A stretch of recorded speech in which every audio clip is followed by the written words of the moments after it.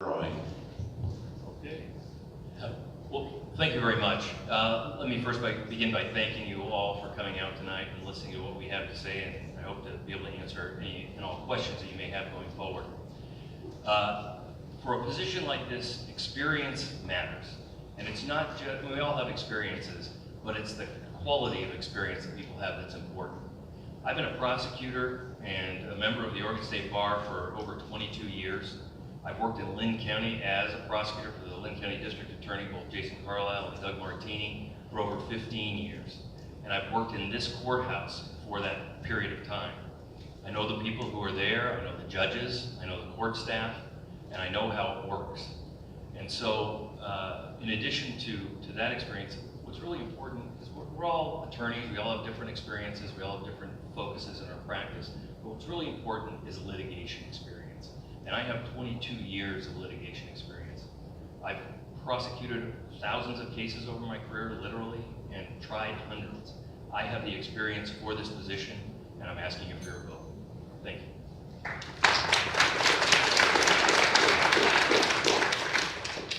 Faye Stetz-Waters.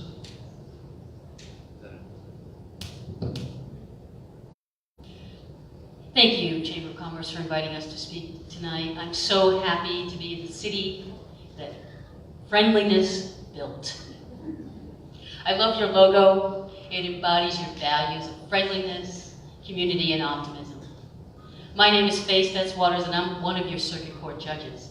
And I've witnessed personally that friendliness at your Distinguished Service Awards dinner. As a Marine Corps veteran, I've also witnessed the community when I visited the Veterans Home and was humbled by what I saw.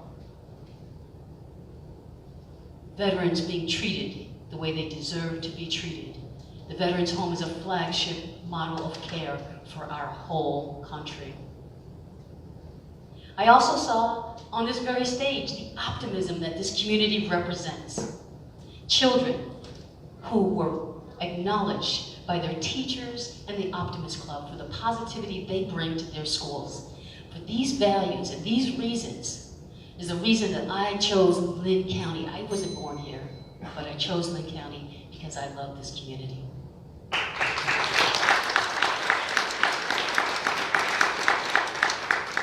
Judicial candidates were also given 2 questions in advance, which they prepared their answers for. And we'll start with Faye on this first question. You've got a minute and a half to answer these. As legal costs rise, more and more litigants are using the court system without the assistance of an attorney. What policies should the court implement to assist litigants who are not familiar with the system but entitled to due process? Pro se litigants want attorneys, but they can't afford them. I saw this when I worked as an attorney at Legal Aid. I represented over 288 clients, but I had to turn so many away because they made too much money to qualify for our services. A pro se litigant who has to go up against a seasoned attorney has a distinct disadvantage. And though the Linn County courts have tried to address this with self-help forms and with a family law facilitator, we know that isn't enough. Our court staff can't give legal advice. Those forms are completely inaccessible to anyone with low literacy. So much more needs to be done. In the courtroom, I pay attention to this. I know that people have different skills, and so I try to make sure that everyone understands the reason for the hearing, the purpose of the hearing. I explain the procedures and the rules and the law so that people feel comfortable and know what to expect. But I also have to remain neutral. And that's difficult sometimes because people want help. Pro se litigants have an opportunity to have help. There are a number of services, legal assistance programs, and limited scope legal representation services that are available to pro se litigants in other places. And those present options for people so they can just figure out what all their legal options are and devise a strategy to help them. But this costs money. You have a voice in how your resources are used. You can urge your legislators and commissioners to spend resources for effective pro se representation so that everyone has legal representation.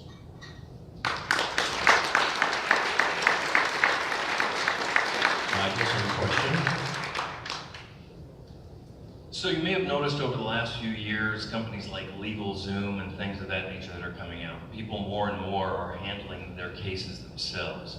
Now, it was pointed out that our court system utilizes forms and things of that nature, and I think that that's a way to allow people access to the courts by making those forms more accessible, by creating explanations that people can understand, things that are given in lay terms rather than legalese, so that people can do things themselves, file their own divorces, file their own tort claims, file for FEDs and any other number of cases that they may deal with. Now in the criminal arena, most folks who can't afford an attorney are granted one by the court, so that's really not an issue in this situation.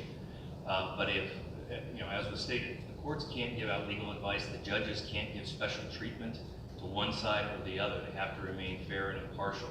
And so by empowering our citizens, by offering them the materials and the explanations and the instructions for taking care of these things themselves, they can avoid very expensive legal costs, particularly for minor legal actions. Charlie, we're going to move the podium. You can't see their faces, so Dennis is going to pull it off. We want to get him mid-sentence. I'll let him do it. He's funny. I didn't mean for you to do it. I'm sorry. I just didn't. It's disruptive. All right. Of course, Sorry, you look me guys. directly in the face. Should have done that earlier. Yeah. Should have. Okay, let's go ahead and keep the same order. I think that makes sense. We'll alternate. Faye, what in your view is the most significant problem currently facing the Linn County Court, and how can that challenge be addressed? I think the most current the problem is we only have 5 judges. We have a community of thousands, 125,000 folks, and we only have 5 judges. It's the same number we've had since the 1940s. And our community has grown since then. People have become more litigious since then, and people have greater need. For a short time, we had a temporary judge, a pro tem, and he handled our hearings docket. That hearings docket, held by one person, allowed the other 4 judges to be able to have an extra week of trials and hearings. Having that extra week helped move cases through faster. Justice delayed is justice denied. People are waiting a long time to have their cases settled. We have cases that are over 2 years old, and people are waiting to have resolution on those matters. Without a proper number of judges, cases are just languishing, and people are waiting for support. Businesses are looking for resolutions. Families are looking for who gets custody and parenting time.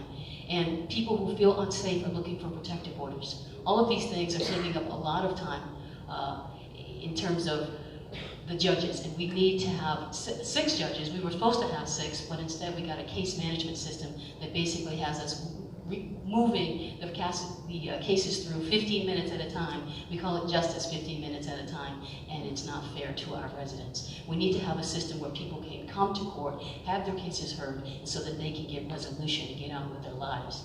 That's not happening, and it should. Michael? So I've been practicing in the courts for over 15 years here in Linn County, and as I said, I've been prosecuting for over 22. Judges are a state office. They're funded by the state. So there is little that we can do here in Linn County to force that issue. We've been due for a judge for quite some time, and the reality is we're not going to get it. So what do? We need to have some practical solutions, not hoping for the state to save us. And so one of the things that we have in our community is we have a legal community that has a collegial atmosphere in the criminal law area. They understand how the cases are going to come out. They understand the probable outcomes, and we settle 95% of our cases short of trial. That is something I want to encourage in other areas of the law. In addition to that, it's the docket that's killing us. What ways can we find to reduce the docket in this county?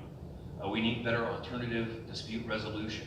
Now, all the judges engage in settlement conferences, but some are better at it than others. It would be valuable to have a training in Linn County for all of the judges to become experts in dispute resolution and try to settle these cases without going through the long process of a full litigation or trial. And so those are the practical solutions that I see that we can solve our problem, which is a crushing docket here in Linn County.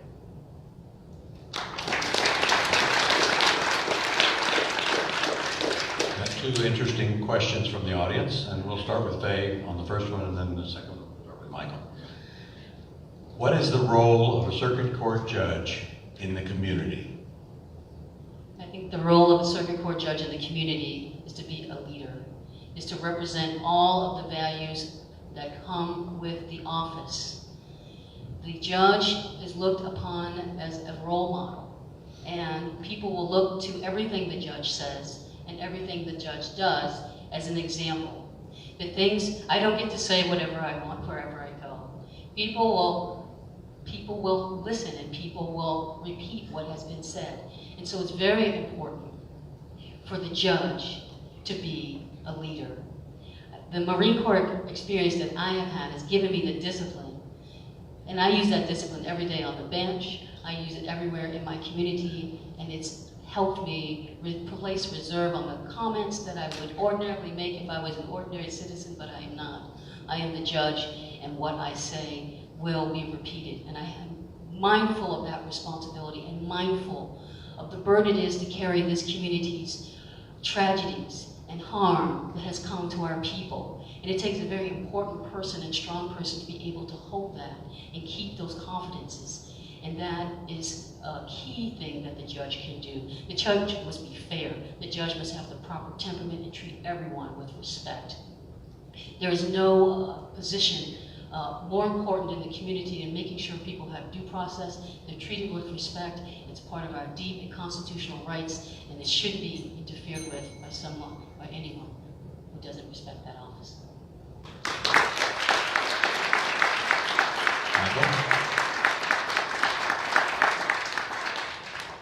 So a judge really ought to be the conscience of the community and a fair and impartial arbiter of the law. Now, I'm going to discuss this in the context of the criminal law. I spent over 20 years prosecuting criminals in this and other communities. And over that 20 years, I've learned that there are essentially two different people that I end up dealing with. Those that have a bad day, make a mistake, or are going through a rough period in their life, and then those that habitually violate our laws and victimize our citizens. Because I have been doing this for over 20 years, I can see the difference. The lion's share of the crime in our community is committed by a fraction of the offenders. I can recognize who needs to be given a chance, given treatment, and given opportunities because they're going to take it, as opposed to the people that commit crime after crime after crime and create victim after victim after victim. Those are the people we need to identify and remove from our community to protect the citizens of Linn County.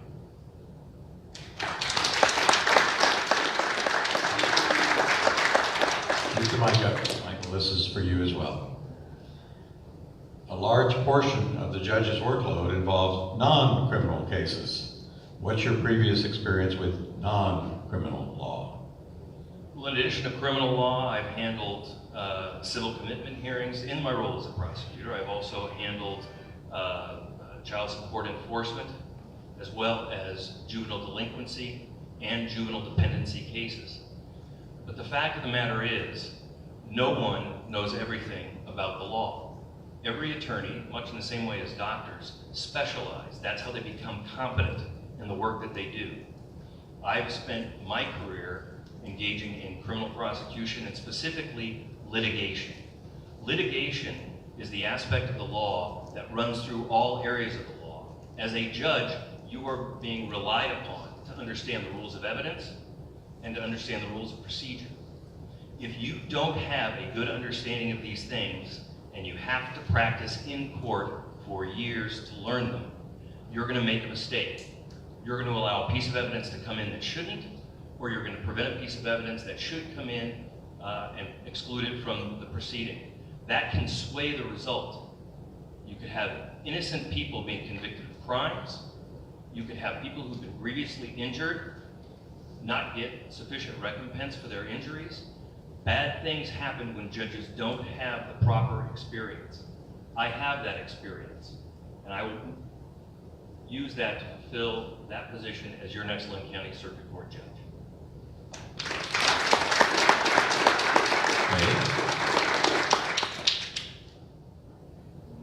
Reread the question, please. Sure. A large portion of the judge's workload involves non-criminal cases. What's your previous experience with non-criminal law? Thank you. I worked as a legal aid attorney, and legal aid attorneys are generalists, and so we take many cases that come in the door. Like I said earlier, there are many cases of people we couldn't help because they made too much money, but if you are live below the poverty level and you have a legal problem, then legal aid was the place to go. And so I have a broad range of experience as a result of that work, working in family law. Like I said, I had over 288 clients that I served while I worked in Linn County as an attorney. I also headed our elder law program, which is a fabulous program, which brought me into experience with a whole bunch of different areas of law. I wasn't limited by some of the mandates for the legal aid program. It was a different funding source. So I got to be out in the community and go to the senior center here in Lebanon, and we go out to Sweet Home and make house calls and visit with seniors who had a variety of legal problems, including contract disputes, and they were consumer fraud complaints. And I remember going on a house call where someone had a peacock on one side of the car, and someone had and it was a pit bull on the other, and I couldn't figure out which side of the car I should get out on. But the owner, she came out and said, "Hey, so you just give a shrill whistle," and the dog went away, and I was able to get out and come and help her. But she had a contract dispute involving the movement of a manufactured home. And so my experience was so broad, and I got to deal with income cap trusts and Medicaid and helping people get public benefits that they needed.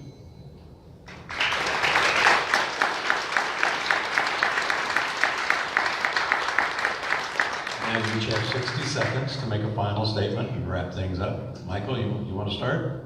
Sure. So again, I want to thank you for coming out this evening. A minute isn't enough time to discuss all the issues, and so I would encourage you to stick around afterwards. I'd be more than happy to answer any and all questions you may have.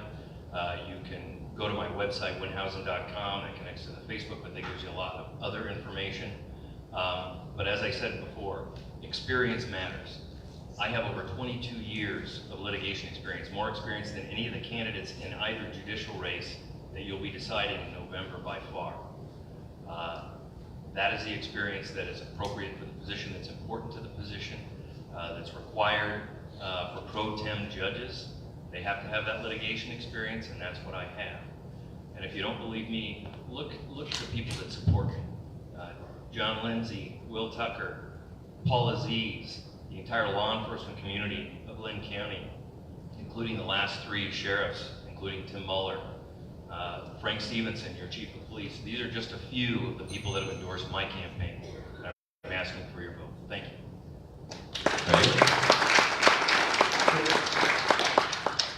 I just received the most amazing news just a few hours ago. The Oregon State Bar's judicial preference poll for this position won. I won that contest.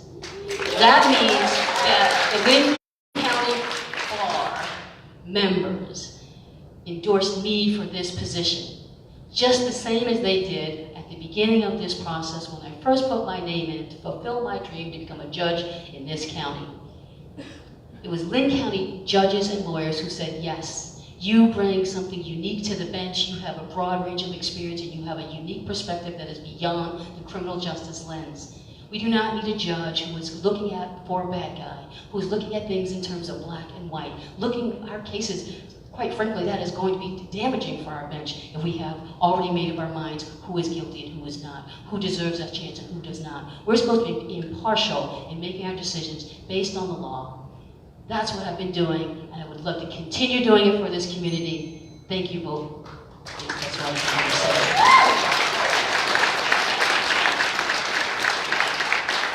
Thank you, candidate. Thank you.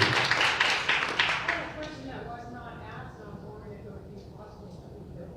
If you could save it until the end, that would be great. We're limiting it to 2 questions because we have so many candidates. Right, I'm just curious why, if there's an open position, why that position is not the one you went for instead of the position that she first told. Again, you can ask that question I'm more than happy to afterwards. answer that question after the rest of the forum is over.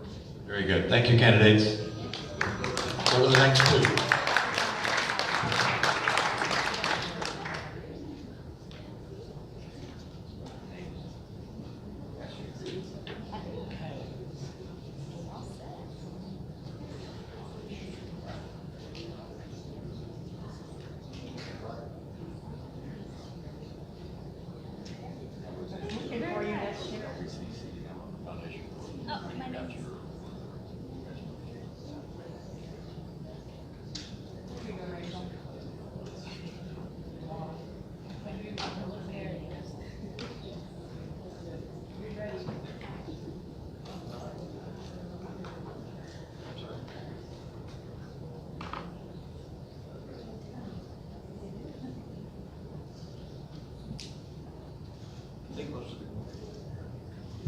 I think most of the candidates will be staying after, so I'm sure there's more than the 2 questions, but in the interest of getting out of here on time, we're limiting it to 2, and Sharon's doing a wonderful job of getting representative questions.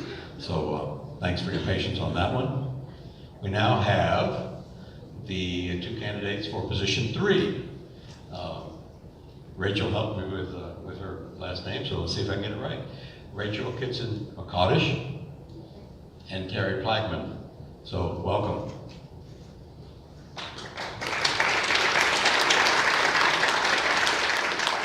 Terry, would you take 60 seconds and introduce yourself? Sure. My name is Terry Plegman, and I do want to correct my sign here. My name is spelled wrong. It's with 1 R, so when you see it on my campaign signs are correct.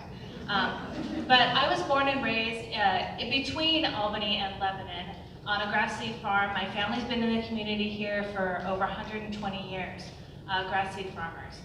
Some of you may recognize Plegman Drive. There's both a Plegman Drive in Lebanon, and there's one in Albany as well.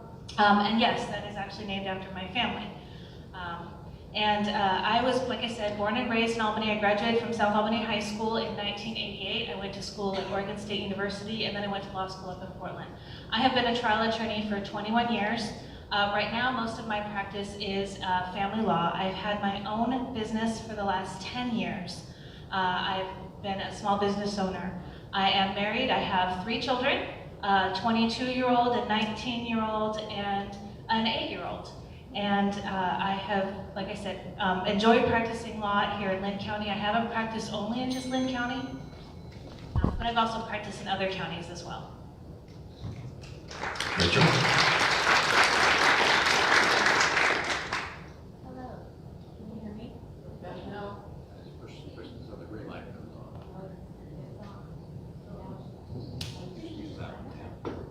Hi, I'm Rachel Kitson McCoddish, and I'm running to be your next Linn County Circuit Court judge for position 3. Judge Murphy retired. Opening up that position, I filed along with 3 other candidates, and you found us on your primary ballot.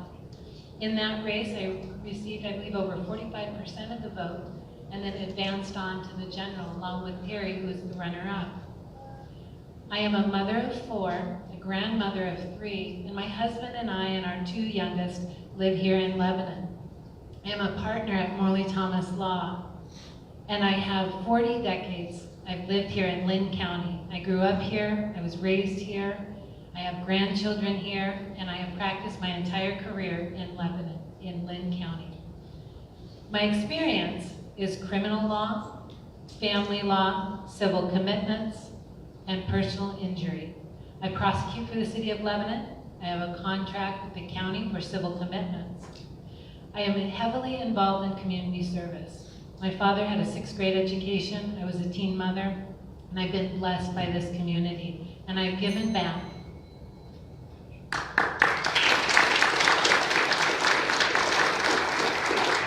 Now the questions that you've been given in advance.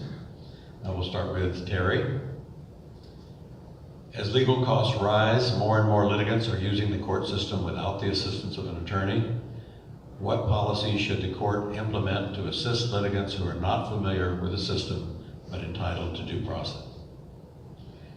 I just went a couple weeks ago to the Linn Benton Bar Association Continuing Legal Education Seminar a couple weeks ago. And one of the things that was discussed was that in 2016, the Oregon State Bar, actually the Oregon Judicial Department, put out a study, that said that 80% of the litigants in our civil cases, in our civil docket, are unrepresented. And so that actually ends up causing a backlog, not just on the civil docket, but also the criminal docket as well. And there are things that we can do.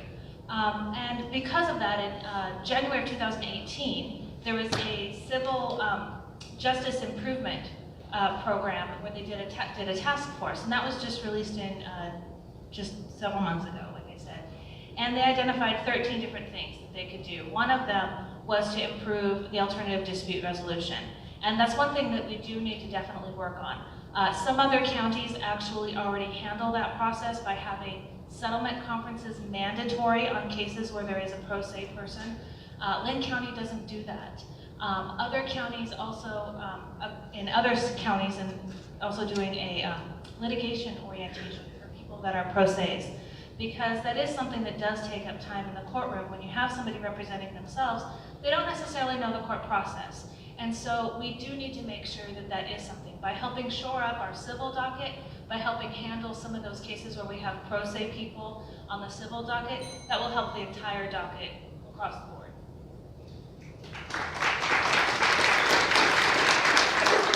Rachel, same question? My first experience with the law was when I was 19 and I was a pro se litigant in a custody case. I understand how scary the legal system is without an education. I will tell you that things have really changed since then. There are so many things online right now, and the court has implemented many policies to help pro se litigants. For example, go online and look at the Linn County Circuit Court website, and you'll find the forms that the other candidates talked about, the interactive forms where you can file a small claims case, an FED case, or even a dissolution online. We have a family law specialist named Heidi. She can't give you legal advice, but she can look over your hand forms, your paper forms, and determine if it's ready to be filed. The Linn County Circuit Court has implemented informal domestic relations trials. This means that a pro se litigant, rather than choosing a traditional trial, could choose an informal domestic relations trial where the judge asks the questions and that the rules of evidence are relaxed. For a pro se litigant who has no experience about trials or how to conduct one, this may be the appropriate process for them. Our mentally ill are the least likely to have resources to ensure due process. Linn County Circuit Court has implemented a mental health protocol with the goal of reducing recidivism rates. They're moving seriously mentally ill individuals from the criminal system over to resources and services at Linn County Mental Health. This decreases the drain on the county for resources, increases our community safety, and increases the mentally ill's access to services. What would I improve? Can I do it really quick? I would improve education and access to the services we currently have, in addition to video, which helps when individuals may not necessarily be able to understand or go through the forms that we currently have. Thank you. Carrie, the next question. What, in your view, is the most significant problem currently facing the Linn County Court, and how can that challenge be addressed?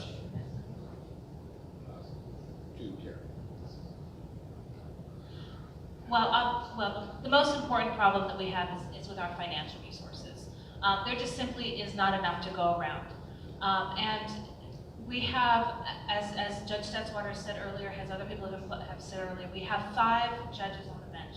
Linn County has grown in population. Based on the size of our county, we should have a 6th judge, and we don't. And there actually are processes in place right now to talk about improving our financial resources for our court system.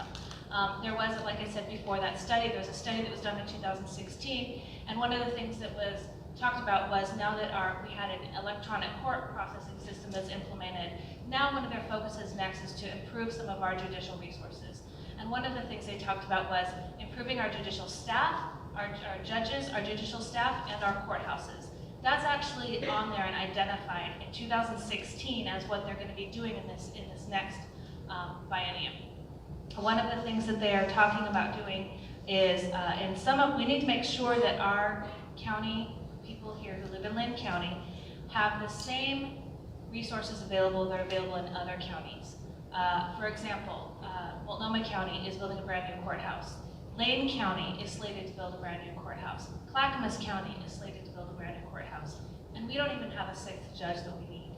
Those are things that we need desperately here in order to serve our county residents the same way that other residents are being served that live elsewhere.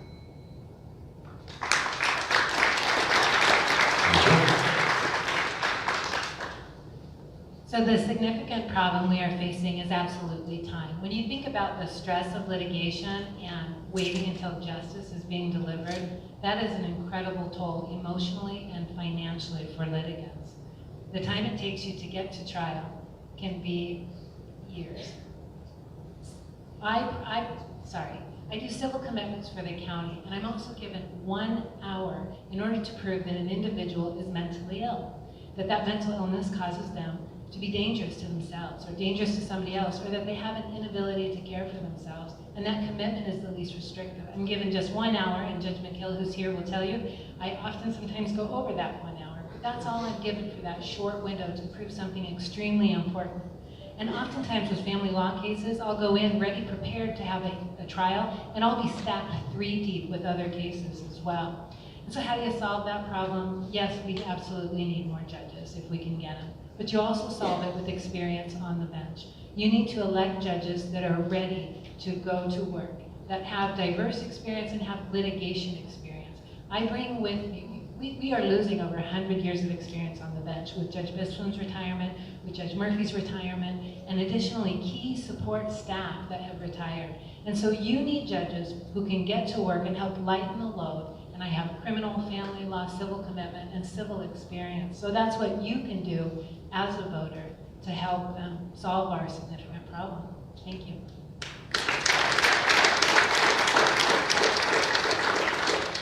Questions from the audience? And Terry, you want to take on this first one? Well, no, you can be first on the next one. Please describe how your history of in-courtroom experience qualifies you for the position you seek. Well, as I said, I have been a trial attorney for 21 years. I graduated from law school in '97. Actually, even before I graduated from law school, I was in the courtroom. I was actually one of the youngest people to ever argue a case in even the Oregon Court of Appeals when I was in law school. And I was appearing in court under the student appearance rule as well. So I have a number of years in the courtroom. And that, the ability to handle cases, the ability to be fair, the ability to understand what clients and what people want when they come into court. First thing they want is a judge who will listen to them. You're there in court because you have something that's important to you, that you want a person in a black robe who's a complete stranger to you to hear your case and have enough time. And this is somebody that you don't know usually. You haven't ever been in front of this person before. You want somebody who's able to listen to you. There's a reason why the bar exam has all of the issues of law. We've all been well educated in the law. But when you take the admissions test for law school, it actually has nothing to do with the bar exam. It is all about logical reasoning, analytical reasoning. You want somebody on the bench who has those skills. And those are things that are developed in the courtroom. You also want somebody on the bench who's going to be fair, who's going to be unbiased, who has a good judicial temperament. All of those things can't be taught. You can't learn those in law school. You can't learn those things from a book. You need to be able to have somebody on the bench who has those skills, who's able to judge fairly, and that you feel that when you walk in the courtroom, you can feel will be fair and just to you. Rachel, you want me to repeat the question? Yes. Please describe how your history of in-courtroom experience qualifies you for the position you seek. So I'll tell you a little bit about my experience this last week to give you a glimpse. So on Friday, I was at the courthouse from 9 until 2:30. I had a family law trial scheduled. I was able to go ahead and negotiate with the other side, sitting in the hallway with my client for that period of time, and we resolved a dissolution case, almost ready for the judgment to be signed. So that was Friday. Monday, I worked in my office on some personal injury cases, and then on today, I was in the Municipal Court of Lebanon prosecuting crimes for the city of Lebanon. And then at noon, I then headed over, I think it was about 12:30 by the time I got over there, I went over and appeared at Linn County Circuit Court on a civil commitment case.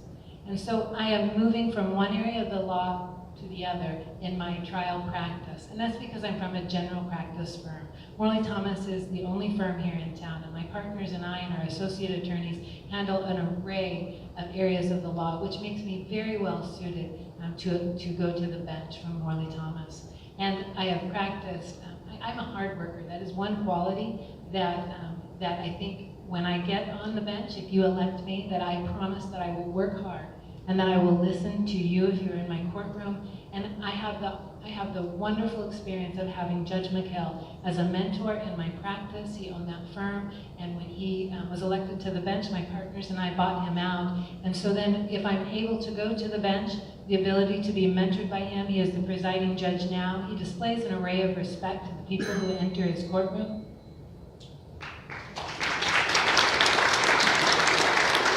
Okay, let's proceed, Rachel.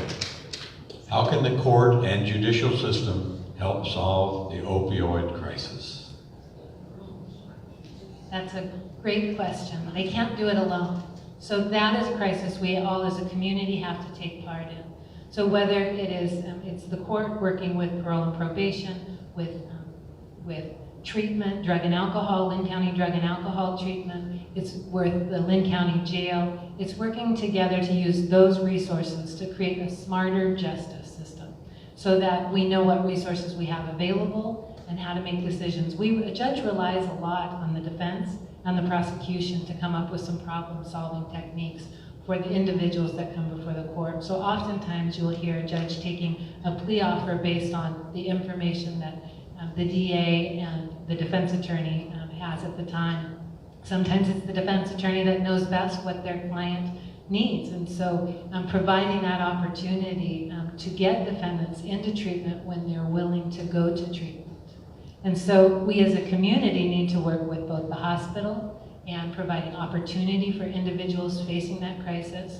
And I tell you, as a prosecutor, sometimes when I'm writing an offer, I'm wondering how long do I have to put this young person in jail just to get them free from drug use, so maybe they would come out clean. And maybe that means, you know, them being in Linn County Jail for a period of time to get them off the street and their brain clean from drugs. But it's a problem that we face with our children growing up and us as parents and being in this community and business owners. That I know the hospital of Samaritan has taken efforts as well to help with this problem.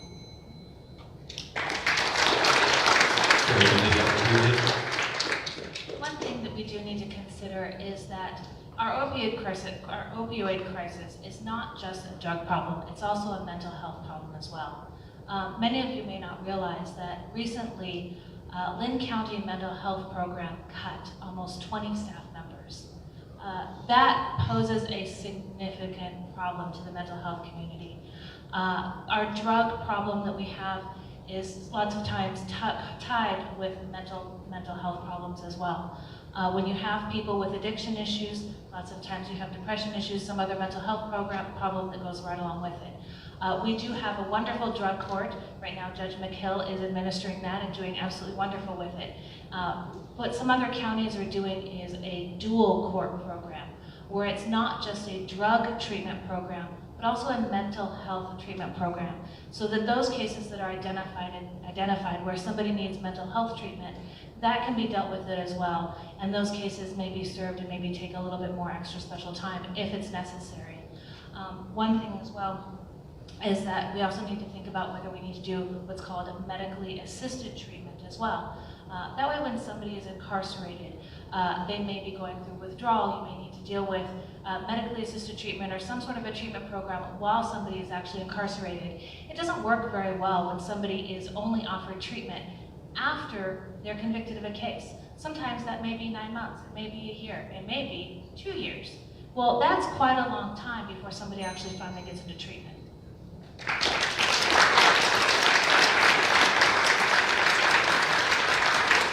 Now you each have 60 seconds to wrap up. Rachel? All right. I want to thank you. As I sit up here, this is sort of a bittersweet endeavor for me. I will tell you that I have been blessed by this community. I've been Woman of the Year for Lebanon, Citizen of the Year for Sweet Home, LBCC's Distinguished Alumni.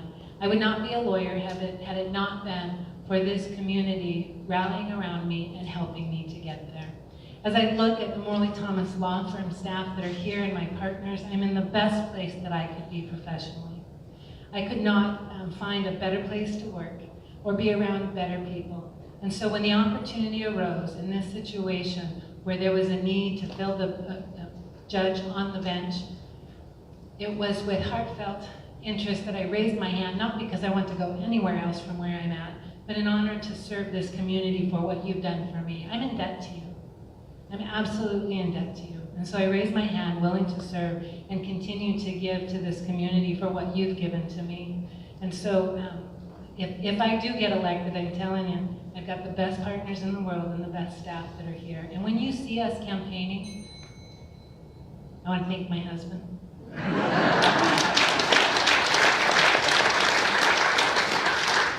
Thank you to friends.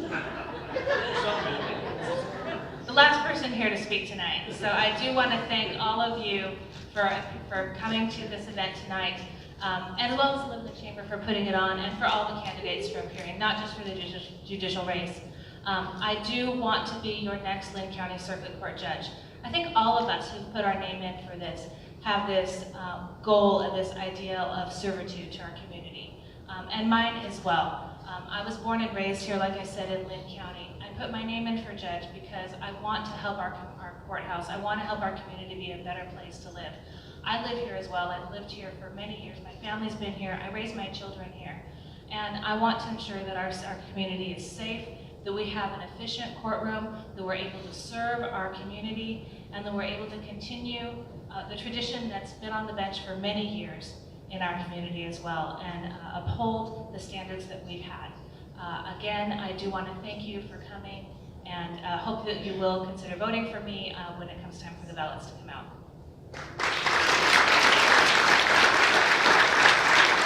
Thank you to all the candidates and the chamber and what's the committee that organizes this political action? Yeah, and also thank you for. And Anita, thanks for stepping up and doing the timing. We are done, but I think most of the candidates are staying. So if you've got more questions, buttonhole them. Thank you very much for coming. Good audience. Appreciate your participation.